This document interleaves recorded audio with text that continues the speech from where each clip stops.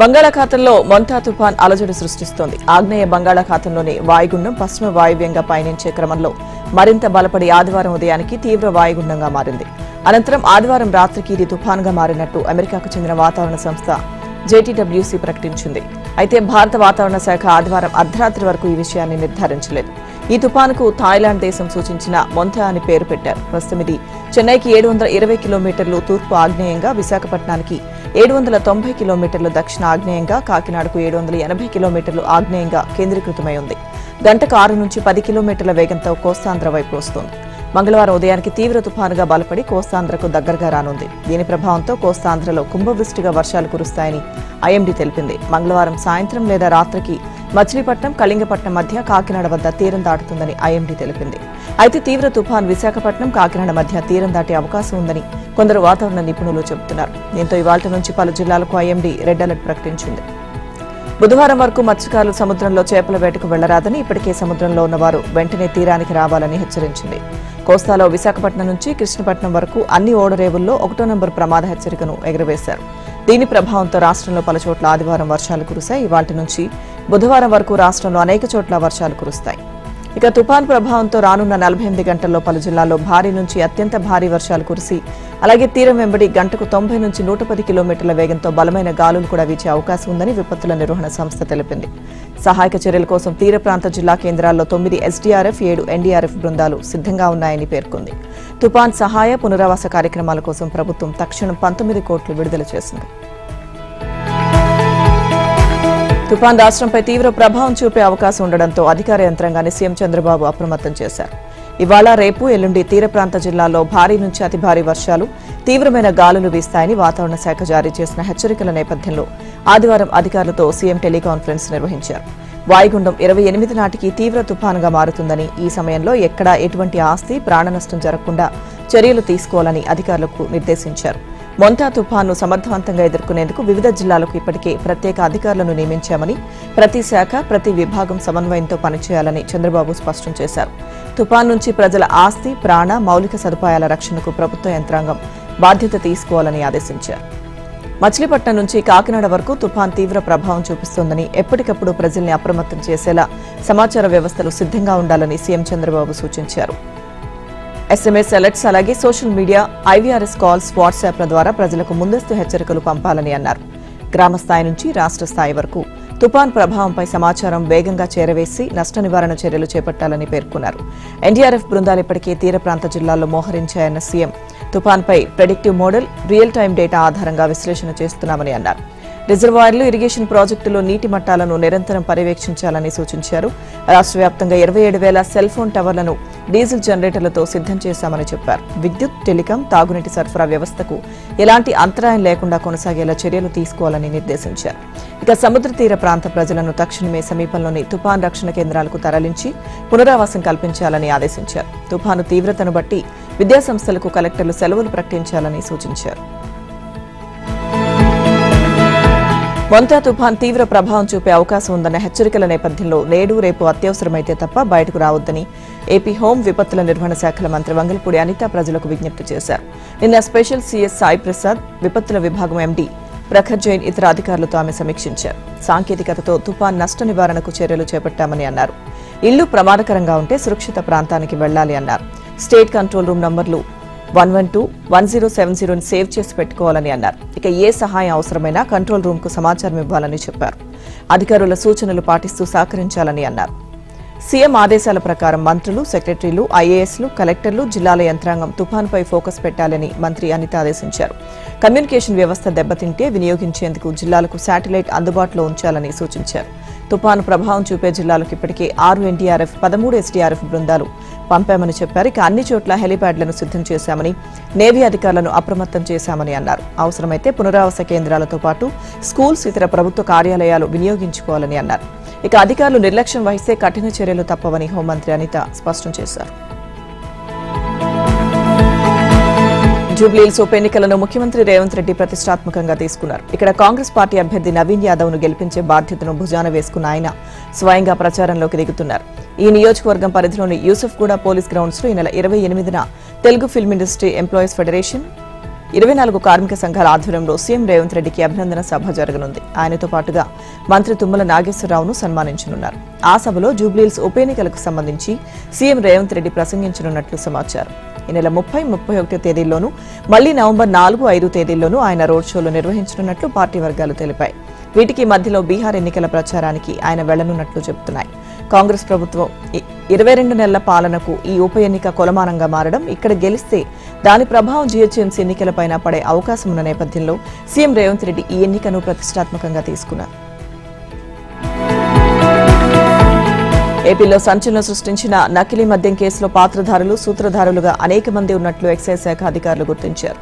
TDP, YCP నేతలు కలిసే ఈ నకిలీ మద్యం తయారీకి రూపకల్పన చేశారని, జోగి రమేష్ ఆధ్వర్యంలోనే నకిలీ మద్యం తయారు చేసేలా ప్రోత్సహించినట్లు నిర్ధారించారు.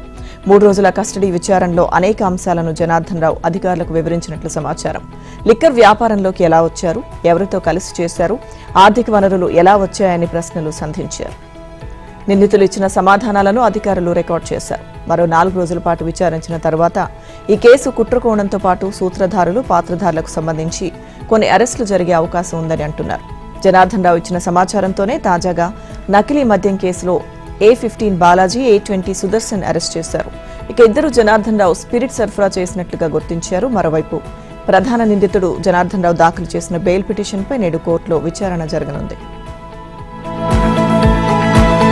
మద్యం దుకాణాల ఎంపిక కోసం చేపట్టిన దరఖాస్తుల దాఖలు ప్రక్రియలో కీలక ఘట్టమైన లక్కీ డ్రా నిర్వహణకు అబ్కారీ శాఖ అధికారులు ఏర్పాట్లు పూర్తి చేశారు. ఇవాళ ఉదయం 11 గంటలకు ఆయా జిల్లాల కలెక్టర్ల సమక్షంలో నిర్వహించే డ్రాలో దుకాణాలు దక్కించుకునేవారు ఎవరో తేలనున్నారు. తెలంగాణ వ్యాప్తంగా 2620 మద్యం దుకాణాలకు 95,137 దరఖాస్తులు వచ్చాయి. అయితే గతేడాదితో పోలిస్తే దరఖాస్తులు తక్కువగా దాఖలైన 19 దుకాణాల డ్రాను ఆబ్కారీ శాఖ వాయిదా వేసింది. ఇందులో శంషాబాద్ ఎక్సైజ్ జిల్లా పరిధిలో 3 ఉన్నాయి. ఇక ఈ మేరకు ఆయా దరఖాస్తుదారులకు ఎస్ఎంఎస్ల ద్వారా సమాచారం అందించారు. వీటికి మరోసారి దరఖాస్తులను ఆహ్వానించనున్నారు. గతంలోనూ ఇలాగే 22 షాపులకు డ్రాను వాయిదా వేసి తర్వాత నిర్వహించారు. మొత్తం దరఖాస్తుల్లో 300కు పైగా రాజధానితో పాటు దాని పరిసరాల్లోనే నమోదు కావడం గమనార్హం. హైదరాబాద్, సికింద్రాబాద్, మేడ్చల్, మల్కాజ్గిరి, సరూర్ నగర్, శంషాబాద్ ఎక్సైజ్ జిల్లాలోని 615 దుకాణాలకు 33,835 దరఖాస్తులు వచ్చాయి. క్రితంసారి మొత్తం దరఖాస్తులు 131,490 రాగా ఇవే జిల్లాల్లో 42,596 వచ్చాయి. సరూర్ నగర్, శంషాబాద్ ఎక్సైజ్ జిల్లాల పరిధిలోని దుకాణాల్లో ఏటా 40 నుంచి 50 కోట్ల మేర విక్రయాలు జరుగుతాయని అంచనా. విక్రయాల్లో 16 నుంచి 20% వరకు లాభాలొచ్చే అవకాశం ఉండడంతోనే వ్యాపారులు పోటీ పడుతున్నట్టు తెలుస్తోంది. 2022 నాటికి మన్యంలో సుమారు 10,000 నుంచి 15,000 ఎకరాల్లో గంజాయి సాగు జరుగుతుండేదని అంచనా. గత వైసీపీ 5 ఏళ్ల పాలనలో రాష్ట్రం గంజాయి హబ్గా మారిపోయిందనే విమర్శలు వినిపించాయి. కూటమి ప్రభుత్వం వచ్చాక గంజాయిపై ఉక్కుపాదం మోపింది. ఈగల్ బృందాలు, పోలీసుల కఠిన చర్యలతో మన్యంలో గంజాయి సాగు పూర్తిగా కనుమరుగైంది. ఇదే సమయంలో పొరుగు రాష్ట్రం ఒడిశాలో గంజాయి సాగు పెరిగింది. ఒడిశా నుంచి ఏపీ మీదుగా స్మగ్లింగ్ చేస్తున్న అంతర్రాష్ట్ర నెట్వర్క్ ను ఈగల్ ఛేదించింది. అరకు ప్రాంతంలో స్వీట్ షాపులు, ఐరన్ మార్ట్ వ్యాపారాల మాటున తమిళనాడు, రాజస్థాన్ రాష్ట్రాలకు చెందిన స్మగ్లర్లు గంజాయి రవాణా చేస్తున్నట్టు గుర్తించింది. వరుస దాడులతో స్మగ్లర్లు రాష్ట్రం నుంచి పారిపోయారు. ఏడాదిన్నర క్రితం వరకు దేశంలో ఎక్కడా గంజాయి పట్టుబడినా ఆంధ్రప్రదేశ్ పేరే వినిపించేది. గత వైసీపీ ప్రభుత్వంలో విశాఖ మన్యంలో వేలాది ఎకరాల్లో గంజాయి సాగయ్యేది. కూటమి ప్రభుత్వం ఏర్పడిన తర్వాత గంజాయి కట్టడిపై ప్రత్యేక దృష్టి సారించింది. గిరిజన ప్రాంతంలో గంజాయి సాగు, రవాణాకు అడ్డుకట్ట వేసేందుకు ఈగిల్ బృందాలు, పోలీసులు పలు చర్యలు చేపట్టారు. మారుమూల ప్రాంతాల్లో గంజాయి తోటలను డ్రోన్ల ద్వారా గుర్తించడం, వాటిని ప్రత్యేక పోలీసు బృందాలతో ధ్వంసం చేయడం, మరోవైపు అల్లూరు జిల్లా వ్యాప్తంగా వాహనాల తనిఖీలను ముమ్మరం చేసి రవాణాకు అడ్డుకట్ట వేయడం, బాధ్యులపై కేసులు నమోదు చేయడం వంటి చర్యలు తీసుకున్నారు. ఇక మరోవైపు గంజాయి సాగు, రవాణా వల్ల కలిగే నష్టాలపై గిరిజన రైతులు, స్థానికులు, విద్యార్థులకు అవగాహన కార్యక్రమాలు నిర్వహించారు. గంజాయి సాగు, రవాణా జోలికి వెళ్లేందుకు భయపడే వాతావరణాన్ని సృష్టించారు. అలాగే పోలీస్ స్టేషన్ల స్థాయిలో స్థానిక సంస్థల ప్రజాప్రతినిధులు, గ్రామ పెద్దలు, రైతులతో పరివర్తన పేరిట పోలీసులు సమావేశాలు నిర్వహించారు. గంజాయి జోలికి వెళ్లొద్దని, ప్రత్యామ్నాయ పంటల సాగు చేపట్టాలని సూచించారు. హైడ్రోపోనిక్ గంజాయి మార్కెట్లోకి వచ్చిన కొత్త రకం గంజాయి ఇటీవల కాలంలో విదేశాల నుంచి హైదరాబాద్కు అధికంగా రవాణా అవుతోంది. శంషాబాద్ అంతర్జాతీయ విమానాశ్రయంలో హైడ్రోపోనిక్ గంజాయితో ప్రయాణికులు పట్టుబడుతున్న కేసులు పెరుగుతున్నాయి. ఈ ఏడాది ఆగస్టు నుంచి శనివారం రాత్రి వరకు 3 నెలల వ్యవధిలో హైడ్రోపోనిక్ గంజాయితో 5గురిని శంషాబాద్ విమానాశ్రయంలో అధికారులు పట్టుకున్నారు. వారి నుంచి 53.35 కోట్ల విలువైన హైడ్రోపోనిక్ గంజాయిని కూడా స్వాధీనం చేసుకున్నారు. ఇక ఈ ప్రయాణికులంతా థాయిలాండ్ నుంచి వచ్చిన వారు మహిళలే కావడం గమనార్హం. శనివారం రాత్రి బ్యాంకాక్ నుంచి వచ్చిన ఓ ప్రయాణికురాలికి చెందిన ట్రాలీ సూట్ కేసును తనిఖీ చేసిన DRI అధికారులు 4.15 కిలోల హైడ్రోపోనిక్ గంజాయిని స్వాధీనం చేసుకున్నారు. ఇక ఆ ప్రయాణికురాలిని అరెస్ట్ చేశారు. వారం క్రితం బ్యాంకాక్ నుంచి వచ్చిన ఓ మహిళ వద్ద 10 కోట్ల విలువైన 10 కిలోల హైడ్రోపోనిక్ గంజాయి దొరికింది. అంతకుముందు సెప్టెంబర్ 5న బ్యాంకాక్ నుంచి వచ్చిన మరో మహిళ లగేజ్లో 13.9 కోట్ల విలువైన గంజాయిని కూడా అధికారులు స్వాధీనం చేసుకున్నారు. ఇక సెప్టెంబర్ 20న బ్యాంకాక్ లో బయలుదేరి దుబాయ్ మీదుగా హైదరాబాద్ చేరుకున్న మరో మహిళ నుంచి 12 కోట్ల విలువైన 12 కిలోల హైడ్రోపోనిక్ గంజాయి దొరికింది. 3 రోజుల క్రితం కర్నూలు జిల్లాలో జరిగిన ప్రైవేట్ ట్రావెల్ బస్సు ప్రమాద ఘటనను మరవక ముందే నెల్లూరు, ప్రకాశం జిల్లాలో మరో 2 ప్రైవేట్ బస్సులు ప్రయాణికులను హడలెత్తించాయి. నెల్లూరు జిల్లా పొదలకూరు నుంచి శనివారం రాత్రి 11 గంటలకు 15 మంది ప్రయాణికులతో బెంగళూరుకు ప్రైవేట్ ట్రావెల్స్ బస్సు బయలుదేరింది. అక్కడి నుంచి 3 కిలోమీటర్ల దూరాన ఉన్న మర్రిపల్లి గ్రామం వద్దకు రాగానే బస్సులో నుంచి పొగలు, మాడిన వాసన వచ్చింది. ప్రయాణికులు భయంతో కేకలు వేశారు. డ్రైవర్ బస్సును నిలిపివేయడంతో వెంటనే వారు తమ లగేజ్లతో సహా కిందకు దిగి పరుగులు తీశారు. బ్యాటరీ వైర్ల షార్ట్ సర్క్యూట్ వల్ల పొగలు వచ్చినట్టుగా డ్రైవర్ తెలిపాడు. మరో బస్సును ఏర్పాటు చేసినా ఆలస్యం కారణంగానూ భయంతోనూ ప్రయాణికులెవరూ ఎక్కలేదు. ఇక మరో ఘటనలో మార్కాపురం నుంచి రాయల్ వోయేజ్ ట్రావెల్ బస్సు 7 ప్రయాణికులతో బెంగళూరుకు బయలుదేరింది. వేములకోట గ్రామం దాటిన తర్వాత కోమటికుంటకు సమీపంలో ఎదురుగా వస్తున్న ఆర్టీసీ బస్సును తప్పించబోయి డ్రైవర్ హఠాత్తుగా బ్రేక్ వేశాడు. దీంతో బస్సు అదుపు తప్పి రోడ్డు మార్జిన్ దాటి ముందు భాగం పొలంలోకి వెళ్లింది. బస్సు బోల్తా పడకపోవడంతో పెను ప్రమాదం తప్పింది. ప్రయాణికులు బెంబేలెత్తిపోయారు. లగేజ్తో సహా వారు దిగిపోయారు. హైదరాబాద్ విజయవాడ జాతీయ రహదారిపై హై సెక్యూరిటీ హైవేగా మారనుంది. దారి పొడవునా ఎక్కడ ఏం జరిగిందన్నది స్పష్టంగా తెలిసేలా డిజిటల్ స్మార్ట్ రోడ్డుగా రూపుదిద్దుకోనుంది. సోలార్ వీధి దీపాలు, రహదారి పక్కన భద్రతా బ్యారికేడ్లు, వర్షపు నీటిని ఒడిసి పట్టేలా ప్రత్యేక ఏర్పాట్లు, రోడ్డు మధ్యలో మొక్కలతో పాటు వాణిజ్య, వ్యాపార కార్యకలాపాలకు ఊతమిచ్చేలా ఈ రోడ్డు త్వరలో అందుబాటులోకి రానుంది. ప్రస్తుతం 4 వరుసలతో ఉన్న ఈ రహదారిని తెలంగాణ పరిధిలోని మల్కాపూర్ వద్ద ఉన్న ఆందోల్ మైసమ్మ ఆలయం నుంచి ఆంధ్రప్రదేశ్లోని విజయవాడ పట్టణంలో ఉన్న కనకదుర్గమ్మ గుడి వరకు 231.32 కిలోమీటర్ల మేర 6 వరుసలుగా విస్తరించనున్నారు. ఈ విస్తరణ పనులకు సంబంధించిన సమగ్ర ప్రాజెక్టు నివేదిక రూపకల్పనను పూర్తి చేసేలా చర్యలు ముమ్మరమయ్యాయి. ఇప్పటికే ప్రాథమికంగా తయారైన DPR కాపీ ఆంధ్రజ్యోతికి లభించింది. హైదరాబాద్ విజయవాడ రోడ్డు విస్తరణ కోసం దాదాపు 10,391 కోట్ల వరకు నిధులు అవసరమవుతాయని అంచనా వేశారు. వీటిలో నిర్మాణ వ్యయం 6,775 కోట్లు, వివిధ అవసరాలకు మరో 3,616 కోట్లు కావాల్సి ఉందని తేల్చారు.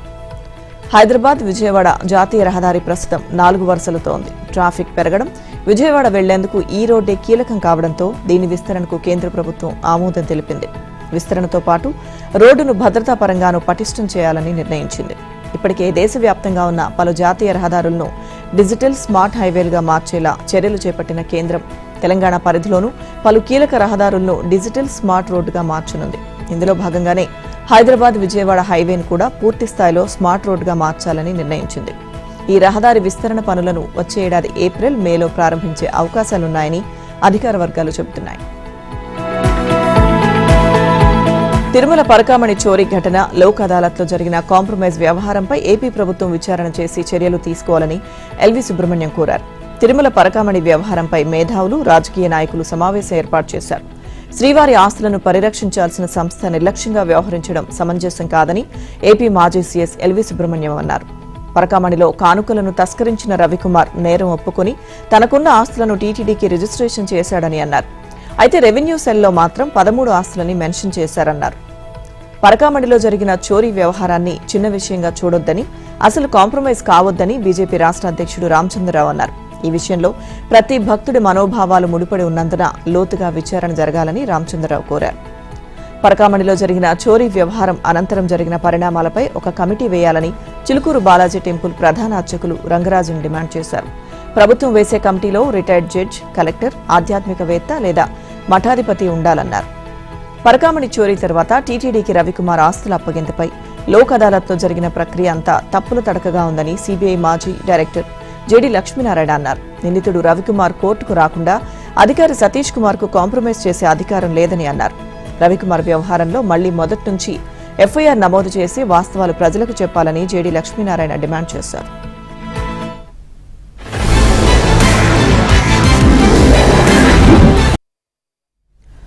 చిత్రపురి కాలనీ హౌసింగ్ సొసైటీ ఇది సినీ కార్మికులు తమ కోసం ఏర్పాటు చేసుకున్న గృహ సముదాయానికి సంబంధించిన సంస్థ. ఫిల్మ్ ఛాంబర్ ఇది సినీ రంగ ప్రముఖులు ఏర్పాటు చేసుకున్న స్వీయ నియంత్రణ విభాగం. అలాంటి ఈ రెండు సంస్థలకు మధ్య సంబంధం ఏంటి? వాస్తవానికి సినీ పరిశ్రమ ప్రయోజనాలు తప్ప ఈ రెండింటి మధ్య ఇతర సంబంధాలు ఉండకూడదు. కానీ ఈ రెండు పాలక మండళ్లకు చెందిన కొందరు సభ్యుల మధ్య ఉన్న అవినాభావ సంబంధాల వల్ల ఛాంబర్ ఎన్నికలు జాప్యం అవుతున్నాయన్న విమర్శలున్నాయి. అలాగే హౌసింగ్ సొసైటీ అక్రమాలపై విచారణ జరగకుండా ఛాంబర్ సభ్యులు కొందరు రంగంలోకి దిగారన్న ఆరోపణలు కూడా ఉన్నాయి. బీఆర్ఎస్ ప్రభుత్వ హయాంలో చిత్రపురి సమస్య ప్రముఖంగా మారడంతో కాంగ్రెస్ పార్టీ రంగంలోకి దిగింది. చిత్రపురి వ్యవహారాలన్నీ కొలిక్కి తీసుకొస్తామని పార్టీ ఎన్నికల మేనిఫెస్టోలో పెట్టింది. దీంతో చిత్రపురి హౌసింగ్ సొసైటీ పాలక మండలి సభ్యుల్లో కొంత అలజడి చెలరేగింది. కాంగ్రెస్ ప్రభుత్వం అధికారంలోకి రావడంతో చిత్రపురి సొసైటీ వ్యవహారాలపై సమగ్ర విచారణ జరుగుతుందని అందరూ భావించారు. కానీ అనూహ్యంగా ఫిల్మ్ ఛాంబర్ పాలక మండలికి చెందిన ఇద్దరు వ్యక్తులు రంగంలోకి దిగారని కొందరు ఆరోపిస్తున్నారు.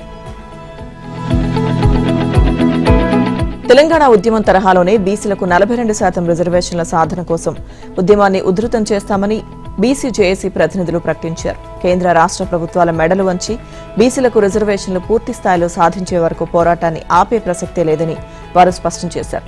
BC JAC vice chairman VGR Narguni, co chairman Dasu Suresh, coordinator Gujja కృష్ణలతో కలిసి ఆదివారం బషీర్బాగ్ ప్రెస్ క్లబ్ లో BC JAC working chairman Jajula Srinivas Goud విలేకరులతో మాట్లాడారు. ఈ నెల 18న బీసీల రాష్ట్ర బంద్ విజయవంతం కావడంతో రిజర్వేషన్ వ్యతిరేకుల గుండెల్లో గుబులు రేగిందని, తెలంగాణలో బీసీల బలగాన్ని దేశమంతా చూసిందని అన్నారు. బీసీల రిజర్వేషన్ల ఉద్యమాన్ని గల్లీ నుంచి ఢిల్లీ వరకు ఉధృతం చేసే కార్యాచరణ రూపకల్పనకు నవంబర్ 2న హైదరాబాద్ కళింగ భవన్లో విస్తృత స్థాయి సమావేశం ఏర్పాటు చేశామని తెలిపారు. నవంబర్ 2వ వారంలో రాష్ట్ర వ్యాప్తంగా అన్ని జిల్లా, నియోజకవర్గ, మండల కేంద్రాల్లో నిరసన దీక్షలు, 3వ వారంలో పల్లె నుంచి పట్నం వరకు పెద్ద ఎత్తున ర్యాలీలు, ప్రదర్శనలు చేపడతామన్నారు. దాదాపు 2 నెలల క్రితం చైనాలో షాంఘై సహకార సంస్థ సదస్సు జరిగిన సమయంలో ప్రధాని మోదీపై హత్యాయత్నం జరిగిందా? దాని వెనుక అమెరికా హస్తం ఉందా? భారత్, రష్యా గూఢచార సంస్థలు ఆ కుటిల యత్నాన్ని భగ్నం చేశాయా? 4-5 రోజులుగా సోషల్ మీడియాలో ఇవే అంశాలతో కూడిన ఒక కథనం విస్తృతంగా వైరల్ అవుతోంది. కేరళకు చెందిన మాతృభూమి వార్తా సంస్థ కూడా ఈ మేరకు ఒక కథనాన్ని ప్రచురించడం గమనార్హం.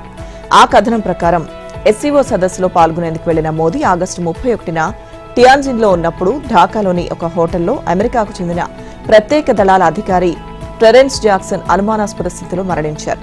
బంగ్లాదేశ్ సేనలకు శిక్షణ ఇచ్చేందుకు ఆయన అక్కడకు వచ్చినట్టు అధికారికంగా రికార్డుల్లో ఉన్నప్పటికీ భారతదేశ ప్రధాన నాయకత్వంపై దాడి జరిగే ప్రమాదం ఉందంటూ నిఘా వర్గాలకు ఉప్పందిన సమయంలో జాక్సన్ ఢాకాలో ప్రత్యక్షం కావడం రకరకాల అనుమానాలకు తావిచ్చింది.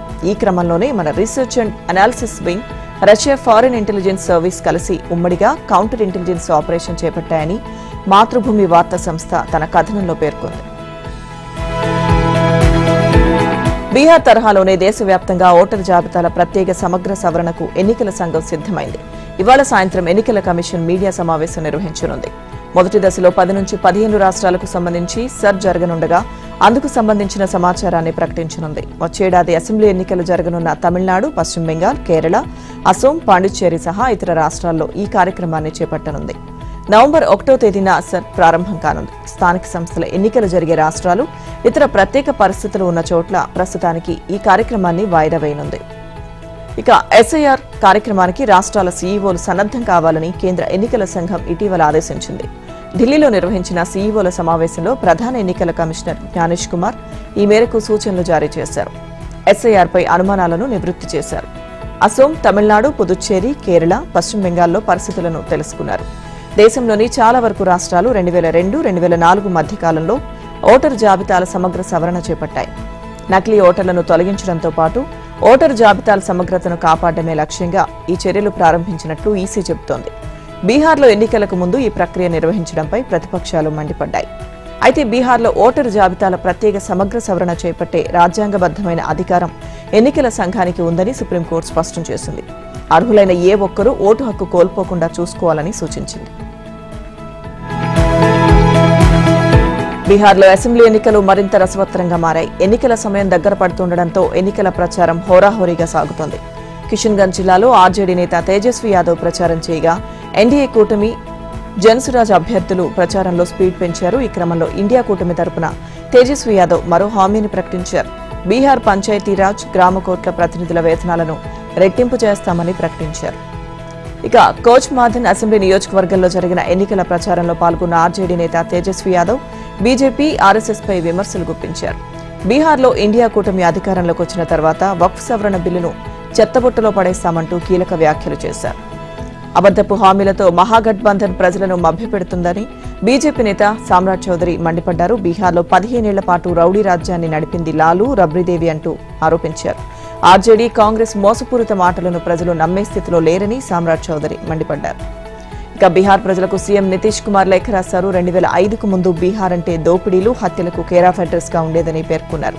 లాలూ, రబ్రీదేవి పాలనలో షోరూంల నుంచి కార్లను దొంగతనం చేయడంతో పెట్టుబడులు పెట్టడానికి ఎవరూ ముందుకు రాలేదని, చివరకు వైద్యులు, ఇంజనీర్లు బీహార్ నుంచి వలస వెళ్లిపోయారని అన్నారు. ఇప్పటికైనా ప్రజలు బీహార్లో జరుగుతున్న పాలనను గుర్తించి ఎన్డీఏ కూటమికి ఓటు వేయాలని నితీష్ కుమార్ కోరారు. ఇక ఆర్జేడీ ఇస్తున్న హామీలపై జన్సురాజ్ నేత ప్రశాంత్ కిషోర్ తీవ్ర విమర్శలు గుప్పించారు. హామీలు ఇవ్వడం చాలా తేలికని, ఆ హామీలు అమలు చేయడానికి అవసరమైన నిధులు సేకరించడం కష్టతరమన్నారు. ఆర్జేడీ, జేడీయూ, బీజేపీ కలిసి ప్రజలను మభ్యపెడుతున్నాయని ఆరోపించారు. కరూర్ తొక్కిసలాటలో మరణించిన వారి కుటుంబ సభ్యులతో టీవీకే అధ్యక్షుడు విజయ్ నేడు సమావేశం కానున్నారు. చెన్నై సమీపంలోని రిసార్ట్లో వారిని పరామర్శించనున్నారు. అందుకోసం టీవీకే పార్టీ రిసార్ట్లో 50 గదులను బుక్ చేసినట్లు పార్టీ వర్గాలు తెలిపాయి. విజయ్ ఒక్కో బాధిత కుటుంబాన్ని వ్యక్తిగతంగా కలిసి సంతాపం తెలియజేస్తారని తెలుస్తోంది. వారి ఇళ్లకు వెళ్లి పరామర్శించేందుకు ప్రభుత్వం అనుమతించకపోవడంతో ఈ సమావేశం ఏర్పాటు చేసినట్లు పార్టీ వర్గాలు తెలిపాయి. సెప్టెంబర్ 27న కరూర్ విజయ్ సభలో తొక్కిసలాట కారణంగా 41 మంది దుర్మరణం పాలయ్యారు. మృతి చెందిన ఒక్కో కుటుంబానికి 20 లక్షల పరిహారాన్ని విజయ్ ప్రకటించారు. అయితే గత కొద్ది రోజులుగా కరూర్ వెళ్లి బాధితులను పరామర్శించేందుకు అనుమతి లభించలేదు. ఈ నేపథ్యంలో బాధిత కుటుంబ సభ్యులతో విజయ్ వీడియో కాల్లో మాట్లాడి పార్టీ తరపున అన్ని విధాలుగా అండగా ఉంటామని ప్రకటించారు. దీంతో టీవీకే నేతలు కరూర్ నుంచి బాధిత కుటుంబాలను ప్రత్యేక బస్సుల్లో చెన్నై శివారులో ఉన్న రిసార్ట్కు తరలించారు. అందుకు సంబంధించిన వీడియోలు ఇప్పుడు వైరల్ గా మారాయి. ఇప్పటికే ఒక్కో బాధిత కుటుంబానికి 20 లక్షల చొప్పున విజయ్ పరిహారం చెల్లించారు. చెన్నై శివారును ఏర్పాటు చేసిన సమావేశంలో కేవలం బాధితులకు ధైర్యం కల్పించేందుకు మీటింగ్ ఏర్పాటు చేసినట్లు టీవీకే నేతలు చెబుతున్నారు. మరోవైపు కరూర్ తొక్కిసలాట ఘటనపై సీబీఐ అధికారులు విచారణ వేగవంతం చేశారు. ఇప్పటికే మరణించిన వారి కుటుంబ సభ్యులతో పాటు సభకు హాజరైన వారిని ప్రత్యక్షంగా విచారించారు. ఇక త్వరలో సీబీఐ అధికారులు ప్రాథమిక ఛార్జ్షీట్ను దాఖలు చేయనున్నట్టు తెలుస్తోంది. అయితే సీబీఐ అధికారులు టీవీకే అధినేత విజయ్ను విచారణ చేస్తారా లేదా అన్న దానిపై సస్పెన్స్ నెలకొంది. మహారాష్ట్ర సతారా జిల్లాలో డాక్టర్ సూసైడ్ ఘటనపై రాజకీయ దుమారం రేగుతోంది. కాంగ్రెస్ అగ్రనేత రాహుల్ గాంధీ ఎక్స్ వేదికగా మహారాష్ట్ర ప్రభుత్వంపై విమర్శలు గుప్పించారు. అధికారులే నేరస్తులను రక్షిస్తుంటే బాధితులు న్యాయాన్ని ఎలా ఆశిస్తారని అసహనం వ్యక్తం చేశారు. వైద్యురాలి ఆత్మహత్యను ప్రభుత్వ హత్యగా రాహుల్ అభివర్ణించారు. న్యాయం కోసం పోరాటంలో మృతురాలి కుటుంబ సభ్యులకు తాము అండగా నిలబడతామని అన్నారు. వైద్య పరీక్షలకు తీసుకురాకుండానే నిందితులను ఫిట్నెస్ సర్టిఫికెట్లు వారికి జారీ చేయాలంటూ పోలీసులు, అధికారులు, ఎంపీ వైద్యురాలిని బెదిరించడం వల్ల చర్యలు అక్కడి ప్రభుత్వ వ్యవస్థలో అవినీతికి నిదర్శనమని అన్నారు రాహుల్ గాంధీ. రాహుల్ ఆరోపణల నేపథ్యంలో పల్టాన్లో మహారాష్ట్ర సీఎం దేవేంద్ర ఫడ్నవీస్ పర్యటించారు. ఆత్మహత్య చేసుకున్న బాధితురాలికి న్యాయం జరిగేంత వరకు తాను విశ్రమించబోనన్నారు. మాజీ సీఎం రంజిత్ సింగ్ నాయక్ నింబాల్కర్ అలాగే ఎమ్మెల్యే సచిన్ పాటిల్ పేర్లు కేసుతో ముడిపడి ఉన్నాయన్నారు. డాక్టర్ మృతి కేసును రాజకీయం చేసే ప్రయత్నాలను సహించబోనన్నారు. ఇక మరోవైపు వైద్యురాలు ఆత్మహత్యకు కారణమైన నిందితుడు ప్రశాంత్ బంకర్ కుటుంబ సభ్యులు సంచలన విషయాలు బయటపెట్టారు. 2 నెలల క్రితం ప్రశాంత్ బంకర్ కు డెంగ్యూ రావడంతో వైద్యురాలు పనిచేసే ఆసుపత్రిలో చేరినట్టు చెబుతున్నారు. ఆసుపత్రిలో ఇద్దరు దగ్గరయ్యారని, ఈ క్రమంలో తమ సోదరుని వివాహం చేసుకుంటానని కొన్ని రోజుల క్రితం డాక్టర్ మెసేజ్ పంపించిందని, ఆ ప్రతిపాదనను ప్రశాంత్ బంకర్ తిరస్కరించినట్లు కుటుంబ సభ్యులు వెల్లడించారు. ఆ కోపంతోనే చనిపోయే ముందు తన సోదరుడి పేరును ప్రస్తావించినట్లు సుశాంత్ బంకర్ ఆరోపిస్తున్నాడు. ఇక ఓ కేసు విషయంలో మరణించిన వైద్యురాలిపై బీజేపీ మాజీ ఎంపీ రంజిత్ సింగ్ నాయక్ ఒత్తిడి తీసుకొచ్చారని కూడా శివసేన యూబీటీ నేత అంబాదాస్ దాన్వే ఆరోపించారు. అయితే దీనిపై స్పందించిన నింబాల్కర్ తనపై వస్తున్న ఆరోపణలో నిజం లేదని, కావాలని తనను కేసులో ఇరికిస్తున్నారని అన్నారు. అయితే సీఎం దేవేంద్ర ఫడ్నవీస్ సైతం నింబాల్కర్ పేరును చెప్పడంతో ఇప్పుడు మాజీ ఎంపీ వ్యవహారం కేసులో కీలకంగా మారనుంది. బాలీవుడ్ సూపర్ స్టార్ సల్మాన్ ఖాన్ చేసిన వ్యాఖ్యలపై పాకిస్తాన్ తీవ్ర ఆగ్రహం వ్యక్తం చేసింది. అతన్ని ఏకంగా ఉగ్రవాదుల జాబితాలో చేర్చింది. సల్మాన్ ను పాక్ ప్రభుత్వం ఉగ్రవాదిగా ప్రకటిస్తూ అధికారిక నోటిఫికేషన్ జారీ చేసింది. ఇటీవల సౌదీ అరేబియాలో జరిగిన జాయ్ ఫోరం 2025 కార్యక్రమంలో సల్మాన్ ఖాన్ చేసిన వ్యాఖ్యలు వివాదాస్పదంగా మారాయి. ఇక ఆ కార్యక్రమంలో పాకిస్తాన్ను, బలూచిస్తాన్ను సల్మాన్ వేరు చేసి మాట్లాడడమే పాక్ ఆగ్రహానికి కారణమైంది. జాయ్ ఫోరం 2025 కార్యక్రమంలో పాల్గొన్న సల్మాన్ సౌదీ అరేబియాలో హిందీ సినిమాలు సూపర్ హిట్ అవుతున్నాయన్నారు. తమిళం, తెలుగు, మలయాళం సినిమాలు కూడా మంచి ఆదరణ పొందుతున్నాయని చెప్పారు. అలాగే పాకిస్తాన్, ఆఫ్ఘనిస్తాన్తో పాటు బలూచిస్తాన్ నుంచి కూడా వచ్చిన వారు చాలా మంది ఉన్నారు అని సల్మాన్ అన్నాడు. పాకిస్తాన్, బలూచిస్తాన్లను వేర్వేరుగా ప్రస్తావించడంతో పాక్ ప్రభుత్వం తీవ్రంగా స్పందించింది.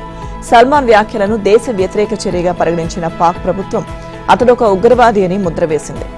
పాకిస్తాన్ ఉగ్రవాద నిరోధక చట్టం 1997లోని 4వ షెడ్యూల్ కింద సల్మాన్ పేరును చేర్చింది. ఉగ్రవాదులతో సంబంధాలున్నట్లు అనుమానించే వ్యక్తులు ఉండే బ్లాక్ లిస్టులో సల్మాన్ పేరును చేర్చింది. ఇలా బ్లాక్ లిస్టులో ఉన్న వ్యక్తుల కదలికలపై పాక్ చట్టాల ప్రకారం నిఘా పెడతారు, వారిపై ఆంక్షలు విధిస్తారు, అవసరమైతే చట్టరీత్యా చర్యలు తీసుకుంటారు. అయితే సల్మాన్ వ్యాఖ్యలు బలూచిస్తాన్ వేర్పాటువాద నేతల్లో మాత్రం ఆనందాన్ని కలిగించాయి. బలూచిస్తాన్ స్వాతంత్ర్యం కోసం పోరాడుతున్న ప్రముఖ న్యాయవాది మీర్యాద్ బలూచ్ సల్మాన్ చేసిన వ్యాఖ్యలు 6 కోట్ల ప్రజలకు ఆనందాన్ని కలిగించాయని అన్నారు.